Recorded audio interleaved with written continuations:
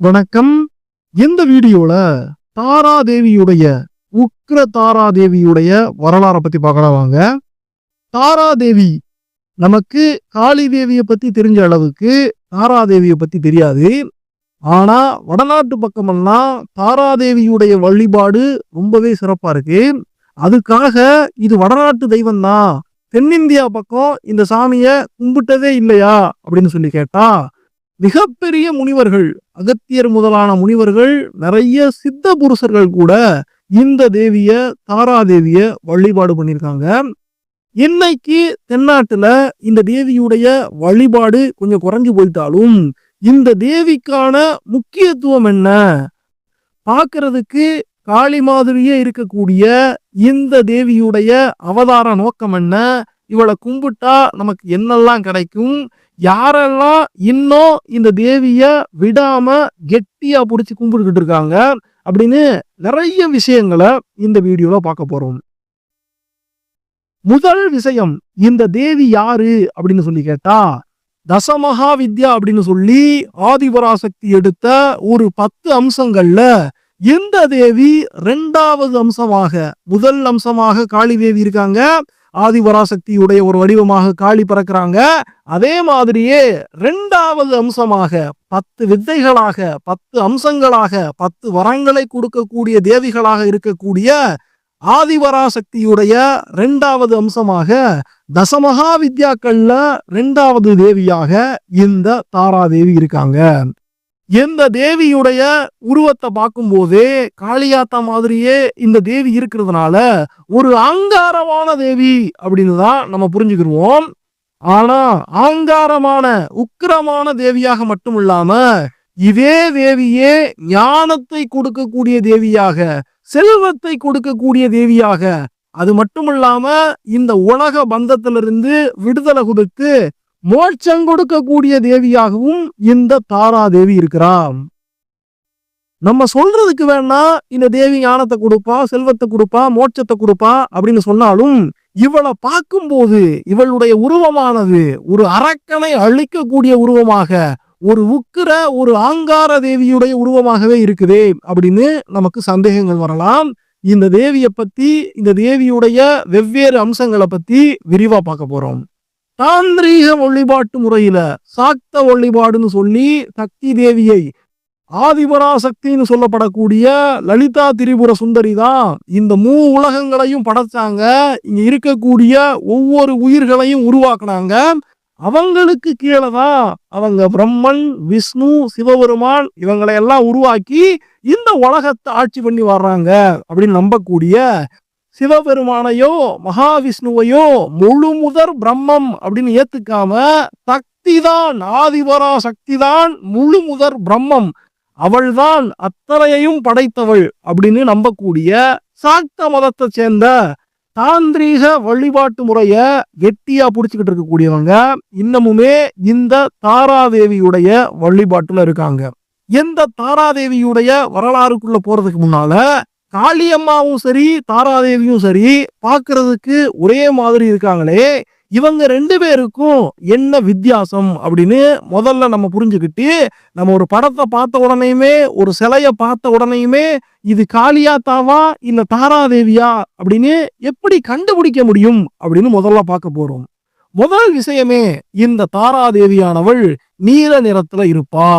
காளியம்மாவானவள் கருமையான நிறத்தில் இருக்கக்கூடியவள். காளியம்மாவுடைய படங்கள் இன்னைக்கு கொஞ்சம் நீல நிறத்துல காட்டப்பட்டாலும் உண்மையாகவே காளியுடைய வடிவமானது கருங்காளியாகத்தான் அவள் இருப்பாள். இந்த தேவி தாராதேவி நீல நிறத்துல காட்சி கொடுப்பாங்க. அதுக்கப்புறமா தாராதேவியுடைய வயிற்றை கவனிச்சோம் அப்படின்னு சொன்னோம்னா, கொஞ்சம் சரிந்த வயிறாக, ஒரு மாசமா இருக்கக்கூடிய பெண்ணுடைய வயிறு எப்படி இருக்குமோ அதுபோல கொஞ்சம் பெரிய வயிறாக தாராதேவியுடைய வயிறானது இருக்கும். ஆனா காளி தேவியுடைய உருவத்துல அப்படி பெருத்த வயிறை நம்மளால பார்க்க முடியாது. இதுக்கு பின்னால என்ன காரணம் சொல்லப்படுதுன்னா, இந்த தாராதேவி ஒரு ஆங்காரமான தேவி மட்டும் கிடையாது, அவ காக்கக்கூடிய தேவியாகவும், இந்த அண்ட சராசரத்தையும் தன்னுடைய வயிற்றுக்குள்ள வச்சு காக்கக்கூடிய தேவியாக இருக்கா. அதனாலதான் அவளுடைய உருவமானது காளியை கம்பேர் பண்ணும்போது கொஞ்சம் பெருசாக பெரிய வயிற்றோடு இருக்கிறா அப்படிங்கிறாங்க.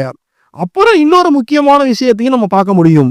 இந்த தாராதேவியுடைய படங்களை நம்ம பார்த்தோம் அப்படின்னு சொன்னோம்னா, அதுல அவளுடைய இடது கால முன்னால வச்சு வலது கால பின்னால வச்சிருக்கக்கூடிய அந்த ஒரு உருவத்தை நம்மளால பார்க்க முடியும். காளிதேவின்னு பார்க்கும்போது வலது கால முன் வச்சு இடது கால பின் வச்சு ஆங்காரத்தோடு கத்தி ஏந்தி நிற்பார். ஆனா இந்த தேவி இடது காலத்தான் தூக்கி எல்லா படங்கள்லையும் எல்லா சிலைகள்லையும் முன்னால வச்சிருப்பாங்க. இதுவுமே ஒரு முக்கியமான அம்சம், நம்ம பார்த்து தெரிஞ்சுக்கலாம். அப்புறம் இந்த தாராதேவியுடைய இடுப்புல பார்த்தோம் அப்படின்னு சொன்னோம்னா புலித்தோலானது கட்டப்பட்டிருக்கும். எப்படி பரமசிவன் புலித்தோல் பொருத்தி காட்சி கொடுக்கிறாரோ அது மாதிரி இந்த தாராதேவி புலித்தோலை தன்னுடைய ஆடையாக அணிஞ்சிருப்பாங்க. ஆனா காளியம்மா அப்படின்னு சொல்லும் போது அரக்கர்களுடைய தீயவர்களுடைய கரங்களை எல்லாம் வெட்டி தனக்கு அதையே ஒரு ஆடையாக அணிஞ்சிருப்பா. இந்த தேவி அப்படி இல்லாம புலித்தோலை போர்த்தி இருப்பா. எப்படி தாராதேவிக்கும் காளி தேவிக்கும் நடுவுல சில முக்கியமான வேற்றுமைகளை நம்ம கண்டுபிடிச்சுக்கிற முடியும். சரி, இந்த தாராதேவியுடைய வரலாறு என்ன அப்படின்னு சொல்லி பார்த்தோம்னா, நம்ம எல்லாருக்குமே சிவபெருமானுக்கு நீலகண்டன் அப்படின்னு ஏன் பேர் கிடைச்சிச்சுன்னு தெரியும். ஏன்னு சொன்னா, பார்க்கடலை கடையும் போது தேவர்களும் அசுரர்களும் அந்த வாசுகி பாம்பை வச்சு மேருமலைய மத்தாக்கி அந்த பார்க்கடலை கடையும் போது அதுல இருந்து ஆழகால விஷமானது வெளிப்பட்டு வருது. அந்த ஆழகால விஷத்தை யாராவது ஏத்துக்கிறணும் அப்படின்னு சொல்லும் போது இந்த உலகத்தினுடைய நன்மைக்காக சிவபெருமான் அங்க வந்து அந்த ஆழகால விஷத்தை எடுத்து அவர் அருந்தினாரு அப்படின்னு நமக்கு தெரியும். அப்போ அந்த ஆழகால விஷமானது அவருடைய உடலுக்குள்ள இறங்காம இருக்கிறதுக்கு அவருடைய தேவி பார்வதி வந்து சிவபெருமானுடைய கண்டத்தை கழுத்தை பிடிச்சு அந்த ஆழகால விஷத்தை அங்கேயே நுப்பாட்டினாங்க. அதனால பார்வதி தேவியால அந்த கழுத்துல நுப்பாட்டப்பட்ட விஷத்தின் காரணமாக நீலகண்டன் திருநீலகண்டன் அப்படின்னு சொல்லி நீலம் பூத்து போய் அந்த விஷத்தினால உடம்பெல்லாம் நீளமாகி அந்த கழுத்தானது நீளமாகி நிற்கக்கூடிய அந்த வடிவத்தை திருநீலகண்டன் அப்படின்னு திருநீல கழுத்தன் அப்படின்னு சொல்லி நம்முடைய சிவபெருமானுக்கு பேர் கிடைச்சிச்சு. ஆனா இப்படி என்னதான் அந்த விஷத்தை கழுத்திலேயே பார்வதி தேவி தடுத்து நுப்பாட்டிட்டாலும் சிவபெருமானுக்கு நித்திய பரிபூரணமான தீர்வு கிடைக்கல. அதனால சிவபெருமான் இன்னமுமே ஆழகால விஷத்தை தன்னுடைய தொண்டையில வச்சு கஷ்டப்படும் போது அவருக்கு அதுல இருந்து விடுதலை கொடுக்கணும், அந்த ஆழகால விஷத்தையே ஒண்ணுமில்லாம ஆக்கணும் அப்படிங்கிறதுக்காக ஆதிபராசக்தி தேவி ஒரு வடிவம் எடுத்து வர்றா. அப்படி வடிவம் எடுத்து வந்த தேவி தாராதேவியாக வர்றா. தாராதேவி வந்து அங்க இருக்கக்கூடிய சிவபெருமானை ஒரு குழந்தையாக மாத்தி தன்னுடைய அமுதுப்பாலை தன்னுடைய முளைப்பாலை கொடுத்து சிவபெருமானுடைய தொண்டையில இருந்த அந்த விஷத்துக்கு விஷமுறிவு கொடுக்கிறார். அதனாலதான் தாராதேவி அழிக்கக்கூடிய தெய்வமாக நமக்கு காட்சி கொடுத்தாலும் உண்மையில் அவள் கருணை பொங்கக்கூடிய தெய்வம், எல்லாரையும் காப்பாற்றக்கூடிய தெய்வம் அப்படின்னு பார்க்கப்படுறா. சரி, இப்போ தாராதேவிக்கு பின்னால இருக்கக்கூடிய வரலாறை பார்த்து தெரிஞ்சுக்கிட்டோம். ஆனா ஏன் இந்த தேவி இப்படி உக்கிர ரூபத்திலையும் காட்சி கொடுக்கிறா அப்படின்னு நம்ம தெரிஞ்சுக்கிறணும். தாராதேவிய கும்பிடக்கூடிய முக்கியமான இடம் எது அப்படின்னு சொல்லி கேட்டா மயானமும் வாழை மரத்தடியும் தான் இந்த தேவியை கும்பிடுறதுக்கு சிறப்பான இடங்கள்னு சொல்லப்படுது. இவளுடைய ஒரு முக்கியமான கோயிலாக பெரிய கோயிலாக மேற்கு வங்கத்துல ஒரு கோயில் இருக்குது, தாராபீடம் அப்படின்னு தான் அந்த இடத்துக்கே பேரு. இந்த தாராபீடத்துக்கு பக்கத்திலேயே அந்த ஆதி காலகட்டத்துல மயானமானது இருந்திருக்கு. இன்னமுமே அந்த மயானம் இருக்கக்கூடிய இடத்துல தினமும் ஏகப்பட்ட சடங்குகள் நடந்துகிட்டு தான் இருக்கு. தாந்திரீக முறைப்படி கும்பிடப்படக்கூடிய கடவுள் அப்படிங்கிறதுனால இவளுடைய வழிபாட்டுல எக்கச்சக்கமான சடங்கு சம்பிரதாயங்கள் இருக்கும். அது மட்டும் இல்லாம சிம்லாவிலையும் இந்த தேவிக்கான கோயில்கள் இருக்கு. 51 சக்தி பீடங்கள்னு சொல்லுவாங்க பாருங்க. சதி தேவி சிவபெருமான கல்யாணம் பண்ணி வந்து தக்ஷ யாகத்துக்கு போய் தான் அப்பா கூட சண்டை போட்டு அந்த யாகத்தீயில விழுந்து அந்த சதி தேவியானவள் உயிரை விட்டதுக்கு அப்புறமா சிவபெருமானால தாண்டவமாடப்பட்டு சதிதேவியுடைய உடலானது விஷ்ணு பரமாத்மாவால ஒவ்வொரு துண்டமாக அவருடைய சுதர்சன சக்கரத்தால வெட்டி இந்த உலகமெல்லாம் வீசப்படும் போது 51 இடங்கள்ல சதிதேவியுடைய அந்த உடலானது விழுந்துச்சு. அதெல்லாம் சக்தி பீடங்கள்னு சொல்லுவாங்க. அப்படி ஒரு சக்தி பீடமாக சதிதேவியுடைய 3வது கண்ணு சிவபெருமானுக்கு எப்படி நெற்றிக்கண் இருக்குதோ அது மாதிரி சதிதேவியுடைய 3வது கண் விழுந்த இடம் இந்த மேற்கு வங்காளத்துல இருக்கக்கூடிய தாராபீத் அப்படிங்கிற இடம் அப்படின்னு சொல்றாங்க.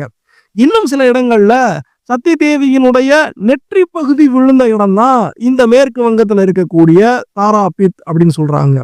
எது எப்படியோ அங்காரமாக யாகத்தீயில விழுந்து உயிர் விட்ட அந்த தேவி சதிதேவியினுடைய அந்த அம்சமானது இந்த இடத்துல விழுந்ததுனாலேயே இவள் ஒரு அங்காரமான தேவியாக உக்கிர தாரா தேவியாகவே அறியப்படுறான். ஆனாலும் இவள் சாந்தமாகும் நேரத்துல மக்களுக்கு கருணை பொழியக்கூடிய தெய்வம்தான் அப்படின்னு சொல்லப்படுது. இந்த தேவியுடைய சிறப்பே என்ன அப்படின்னு சொன்னா, தீமைகளை அழிக்கிறதுக்கு உடனே ஓடோடி வரக்கூடியவ, தீமைகளை அழிச்சு தன்னுடைய பக்தர்களை காப்பாத்துறதுல இவ 1ஆம் நம்பர் அப்படின்னு சொல்லப்படுது. நம்மளை முன்னேற்றுறதுக்கு, நமக்கு ஞானத்தை கொடுக்கறதுக்கு, நம்முடைய பயத்தை அறுக்கிறதுக்கு ஒரு அம்மாவை போல இந்த தேவி இருப்பா. ஒரு சின்ன குழந்தைங்க பள்ளிக்கூடத்துல எப்படி பாடம் படிக்கிறதுன்னு தெரியாம இருக்கும்போது ஒரு ஆசிரியை எப்படி உதவி செய்வாங்களோ, வீட்டுக்கு வந்தா ஒரு அம்மா எப்படி குழந்தைக்கு உதவி செய்வாங்களோ, அது மாதிரி இந்த சம்சார சாகரத்துக்குள்ள, இந்த உறவு முறை பந்தங்களுக்குள்ள இப்படி கட்டுப்பட்டு கிடக்கக்கூடிய உயிர்களெல்லாம் மோட்சம் அடையணும், சாமியை பார்க்கணும், ஆண்டவங்கிட்ட போகணும் அப்படின்னு நினைக்கக்கூடிய அந்த ஒரு மோட்ச பயணத்துக்கு இந்த தேவி நமக்கு உதவியா இருப்பான்னு சொல்லப்படுது. அதனாலதான் இந்த தேவியுடைய பேருக்கு சமஸ்கிருதத்துல ஒரு அர்த்தம் சொல்லப்படுது. அது என்னன்னா, கடக்க உதவி செய்பவள், தாங்கி கூட்டி செல்லக்கூடியவள் அப்படின்னு ஒரு பேரு. எதை கடக்க உதவி செய்யறான்னா, இந்த உலக பற்றுகளை எல்லாம் கடக்க உதவி செய்யக்கூடியவள். எதை தாங்கி போவானா, பக்தர்களை தாங்கி வேற நிலைக்கு கொண்டு போய் சேர்க்கக்கூடியவள் அப்படின்னு தான் இந்த தாராங்கிற பேருக்கு அர்த்தம். அது மட்டும் இல்லாம தாராங்கிற பேருக்கு நட்சத்திரம் அப்படின்னு ஒரு அர்த்தமும் இருக்குமா. எப்படி இரவு நேரத்துல எல்லாம் கடல் பிரயாணம் பண்ணக்கூடியவங்களுக்கு நட்சத்திரங்கள் ஒரு வழிகாட்டியாக இருக்குமோ, அது மாதிரி இருண்ட இந்த உலக வாழ்க்கையில் இருக்கக்கூடிய மக்களுக்கு வெளிச்சமாக நட்சத்திரமாக இருந்து இந்த தேவியானவள் கொண்டு போய் கரை சேர்த்து விடுவா அப்படின்னு சொல்றாங்க. இன்னமுமே நமக்கு சந்தேகங்கள் தீர்ந்தபாடு இருக்காது. ஏன்னு சொன்னா, இங்க இருக்கக்கூடிய தேவியானவள் ஒரு சவத்தின் மீது ஏறி நின்றவளாக இருக்கிறா. எப்படி ஒரு காளியாத்தா சிவபெருமான கீழே போட்டு அவருடைய நெஞ்சு மேல ஏறி நிற்கிறாளோ, அதுபோல சிவபெருமான் மேலையோ இல்ல வேற ஏதோ ஒரு சவத்தின் மேலையோ இந்த தேவியானவள் நின்று நமக்கு காட்சி கொடுக்கிறாளே. இதுக்கு பின்னால என்ன அர்த்தம் அப்படின்னு சொல்லி கேட்டா, இந்த உலகத்துல சிவபெருமான் ஆனவர் இந்த உலகம் போன்றவர். ஆனா இந்த உலகம் அனைத்தும் இயங்க வேண்டும் அப்படின்னா அதுக்கு சக்தி தேவை. உலகமாக சிவபெருமானும் இயக்கமாக சக்தியாக இந்த தேவிகள், தசமகா வித்யாக்களாக இருக்கட்டும், ஆதிபரா சக்தியாக இருக்கட்டும், நம்முடைய முக்கியமாக தாராதேவியாக இருக்கட்டும், இவங்கள்லாம் சக்தியினுடைய அம்சமாக இருக்கிறாங்க அப்படின்னு சொல்லும் விதமாக சிவபெருமான் மேல இவங்க நிற்கும்படியான இந்த ஒரு உருவமானது நமக்கு காட்டப்படுது.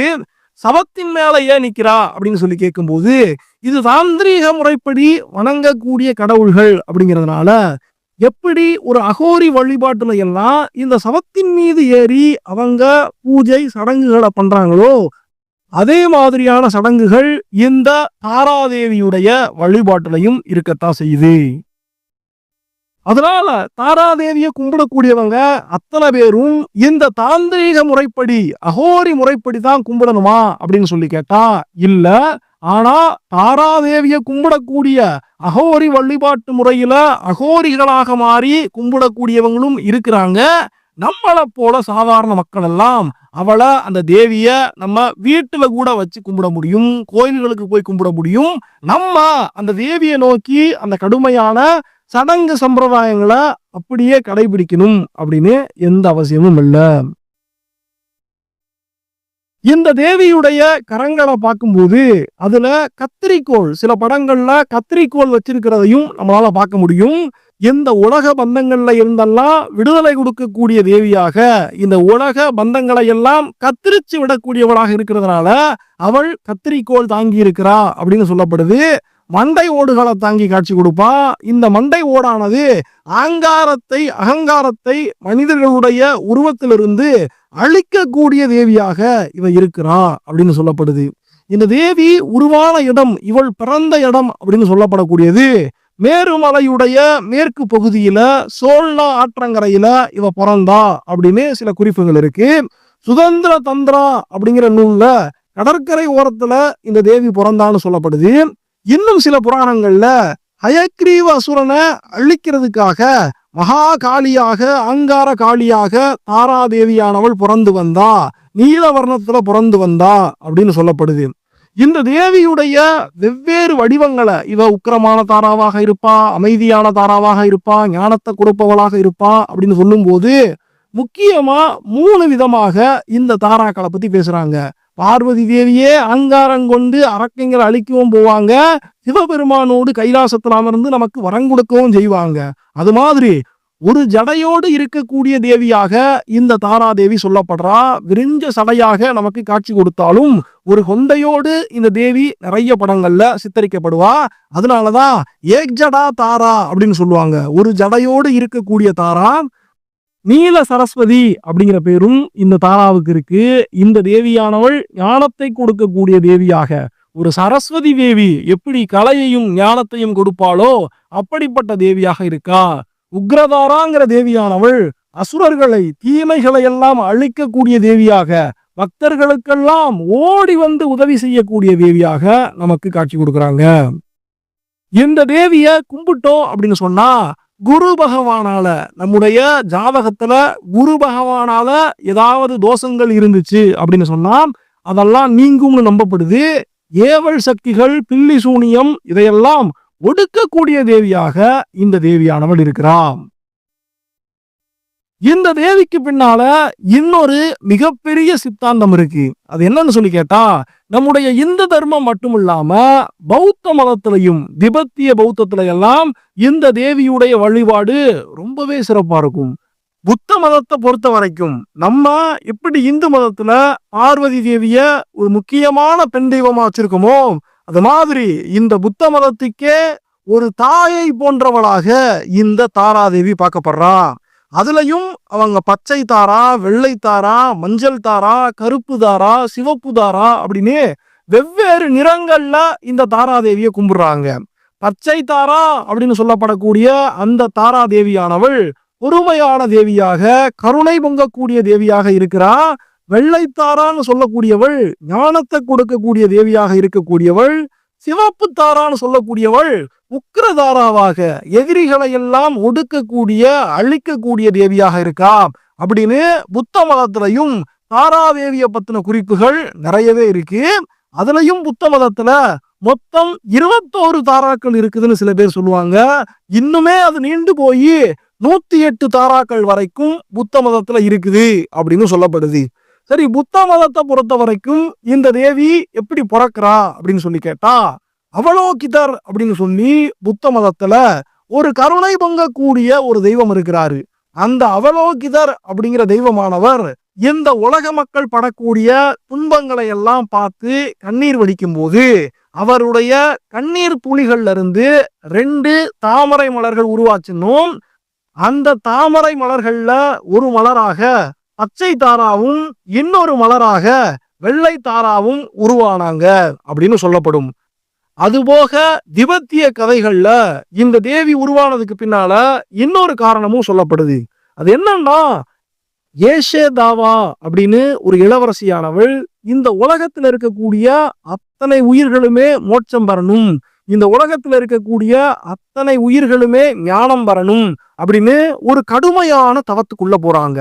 அந்த தவத்தின் முடிவுல தனக்கு மோட்சம் கிடைச்சிடவே கூடாது, இந்த உலகத்துல இருக்கக்கூடிய அத்தனை உயிர்களும் மோட்சம் அடைஞ்சு ஞானம் அடைஞ்சதுக்கு அப்புறமா கடைசியாகத்தான் நான் மோட்ச பதவிக்கு போவேன். அது வரைக்கும் உலகத்தினுடைய நன்மைக்காக நான் தியானம் பண்ணிக்கிட்டே இருப்பேன் அப்படின்னு சொல்லி அந்த தேவியானவள் தியானத்துல இறங்கும் போது அவளுக்கு அந்த காலத்துல இருந்த சில மத குருமார்கள் எல்லாம் ஒரு புத்திமதி சொல்றாங்க. உலகத்தினுடைய ஞானத்துக்காக நீ தியானம் பண்ண போற, போதி சத்துவராக போற, அதாவது போதி மரத்துக்கு கீழே எப்படி புத்தருக்கு ஞானம் கிடைச்சிச்சோ அது மாதிரி உலகத்தின் நன்மைக்காக அழியாமல் என்றென்றைக்கும் போதி சத்துவராக இருக்க போற அப்படின்னு சொன்னா, முதல்ல நீ தவம் பண்ணி தியானம் பண்ணி ஆணாக மாறு. ஆணாக மாறினாதான் புத்த மதத்தின்படி அந்த காலகட்டத்து கோட்பாடுகளின்படி நிர்வாண நிலை அப்படின்னு சொல்லப்படக்கூடிய அத்தனையும் கடந்த, அத்தனையும் இழந்த, அத்தனைக்கும் அப்பாற்பட்ட அந்த ஞான நிலைமைக்கு நீ போக முடியும், மற்றவங்களையும் கூட்டு போக முடியும். பெண்ணாக இருந்து நீ ஒரு போதிசத்துவராக மாற முடியாது அப்படின்னு சொல்லும் போது, ஆண் என்ன பெண் என்ன, பூச்சி என்ன மனுஷன் என்ன, அத்தனை பேருக்கும் அந்த மோட்சமானது கிடைக்கும். அதனால பெண்ணாகவே இருந்து இன்னும் எத்தனை பிறவிகள் எடுத்து வந்தாலும் ஆணாக மாறாம, ஆணாக பிறக்காம பெண்ணாகவே பிறந்து நான் உலக உயிர்களுக்காக என்னென்னைக்கும் தவம் இருந்து வருவேன் அப்படின்னு சொல்லி 1 கோடி ஆண்டுகள் தவம் இருந்து அவள்தான் அதற்கப்புறமா ஞானம் அடைந்து தாராதேவி அப்படிங்கிற பெயர்ல கூப்பிடப்படுறா அப்படின்னு திபெத் மக்களுடைய அத்தனை புத்தர்களுடைய தாயான ஒரு வடிவத்துல இந்த தேவியானவள் இருக்கா அப்படின்னு ஒரு விஷயம் சொல்லப்படுது.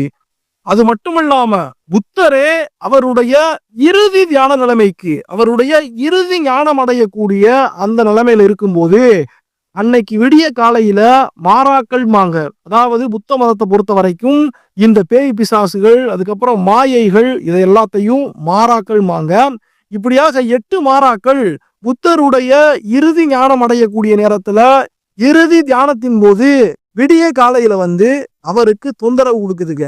அந்த 8 மாறாக்களையும் அந்த இடத்துல பொசுக்கிறதுக்காக, புத்தருக்கு பாதுகாப்பு கொடுக்கறதுக்காக தாராதேவி தான் அந்த இடத்துல சேர்ந்து எல்லா மாறாக்களையும் பார்த்து 8 சிரிப்புகளை சிரிச்சு அந்த மாறாக்களை எல்லாம் கட்டுப்படுத்தி அந்த இடத்துல இருந்து விரட்டி புத்தருக்கு இறுதி ஞானம் கிடைக்கிறதுக்கு வழிவகை செஞ்சதே இந்த தாராதேவி தான் அப்படின்னு சொல்லப்படுது. இந்த தாராதேவியானவள் 8 விதமான பயங்கள்ல இருந்து, 8 விதமான பிசாசுகளிடமிருந்து நமக்கு பாதுகாப்பு கொடுப்பாளாம். அந்த 8 விதமான பயங்களை புறசக்திகளையும் அகசக்திகளையும் ஒப்புமைப்படுத்தி சொல்லுவாங்க. ஒண்ணு, சிங்கத்தின் மீது இருக்கக்கூடிய பயமானது நமக்கு இல்லாம செய்வா. சிங்கம்னு இந்த இடத்துல சொல்றது மனுஷர்களுடைய மனசுல இருக்கக்கூடிய பெருமை, அந்த பெருமை செருக்க அகற்றுவா. யானையுடைய பயம், யானையானது அறியாமையோடு ஒப்புமைப்படுத்தப்படுது. அறியாமையில உழலக்கூடிய மக்களுக்கு ஞானத்தை கொடுக்கக்கூடிய தேவியாக இருப்பா. நெருப்பு பயம், அதாவது கோபத்தினால ஏற்படக்கூடிய விளைவுகள்ல இருந்து நம்மளை காப்பாத்துவா. பாம்பு பயம், பொறாமையிலிருந்து நம்மளை காப்பாற்றுவா. கள்வர் பயம், கெட்டெண்ணங்கள்ல இருந்து நம்மளை காப்பாத்துவா. நீர் பயம், உறவுகளோடு இருக்கக்கூடிய அந்த பிணைப்புல இருந்து நம்மளை காப்பாத்துவா. சிறைவாசம், கஞ்சத்தனமா இருக்கிறதுல இருந்து நம்மளை காப்பாத்துவா. பேய் பயம், பேராசையில இருந்து நம்மளை காப்பாத்துவா. நரமாமிசம் சாப்பிடக்கூடியவர்கள் அப்படின்னு சொல்லக்கூடிய சந்தேகத்திலிருந்தும் நம்மளை காப்பாற்றக்கூடிய தேவியாக இந்த தாராதேவி இருக்கிறாங்க அப்படின்னு சொல்லப்படுது.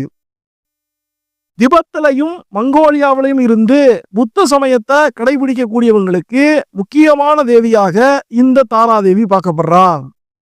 சில குறிப்புகள்ல இந்த தேவியானவள் ராமாயணத்துல வரக்கூடிய ராமருடைய அம்சமே இவள்தான் அப்படின்னு சொல்லப்படுது. அது மட்டும் இல்லாம வசிஷ்ட மகரிஷி மாதிரியான மிகப்பெரிய மகரிஷியே 1000 வருடங்கள் தவம் இருந்தும் இவளை பார்க்க முடியல. அது மாதிரி இந்த தேவியானவளை அடையக்கூடியது கஷ்டம். ஆனா அடைஞ்சு விட்டோம் அப்படின்னு சொன்னா இந்த தேவியானவள் அத்தனையும் செய்யக்கூடிய தேவியாக இருப்பா அப்படிமாங்க. இன்னும் சில பேரு ஜோசியம் பார்க்கக்கூடியவங்க, அதிர்ஷ்ட கல் விற்கக்கூடியவங்க, இவங்கெல்லாம் சிறு தேவதைகளை எல்லாம் வசியம் பண்ணி நீங்க உங்களுக்கு ஏவல் செய்ய வைக்கணும் அப்படின்னு சொன்னா அந்த சிறு தேவதைகளுக்கெல்லாம் அதிதேவதையாக இருக்கக்கூடிய தாராதேவிய வசியம் பண்ண முடியும் அப்படின்னு சில பேர் சொல்றாங்க.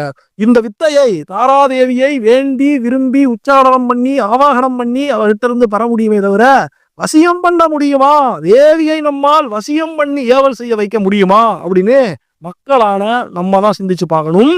இப்படியாக தாராதேவின்னு சொல்லி தாந்திரீக வழிபாட்டு முறையில மிகப்பெரிய தெய்வமாக இருக்கக்கூடிய இந்த தேவியுடைய வரலாறு நம்ம தெரிஞ்சுக்கிட்டோம். நமக்கும் வாய்ப்பு கிடைக்கும் போது தாராதேவியினுடைய ஆலயங்களுக்கு போகணும், தாராதேவிய நம்ம வீட்லயும் வச்சு கும்பிட முடியும்.